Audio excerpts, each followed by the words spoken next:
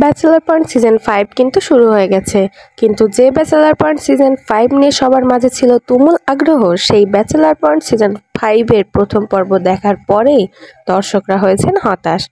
যে কাবিলা ছিল ব্যাচেলর পয়েন্টের মূল আকর্ষণ, সে এবার একটা নির্জীব টাইপ ক্যারেক্টার প্লে করেছে। তার ভিতরে আর আগের মতো কোনো অ্যাক্টিভিটি লক্ষ্য করা যায়নি। কাবিলাকে যেভাবে সবাই দেখতে অভ্যস্ত, সে একদমই তার বিপরীত আচরণ করেছে।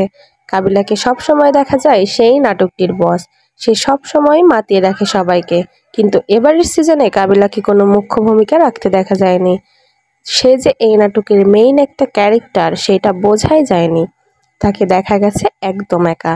এটাই যেন কাবিলা ভক্তরা মানতে পারছে না।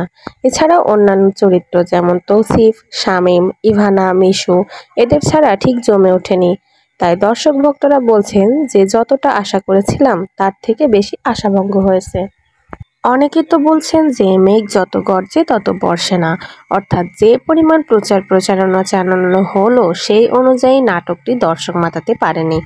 নাটকটির সাবস্ক্রিপশন কিনে অনেকেই বলছেন ফালতু একটা নাটকে টাকা নষ্ট করলাম। এটা না পুরোটা আসলে ডিরেক্টর জানে, আসলে ডিরেক্টরই বলতে পারবে ভালো যে সিজন 5। তো ভিউয়ার্স, আপনার কি মতামত? সিজন 5 কি আসলেই ফ্লপ করবে, নাকি এর পরের পর্বগুলো দর্শকদের আবারও মন জয় করবে? কমেন্টে জানাবেন। আর এরকম সব আপডেট পেতে আমাদের চ্যানেলটি সাবস্ক্রাইব করতে ভুলবেন না। ধন্যবাদ।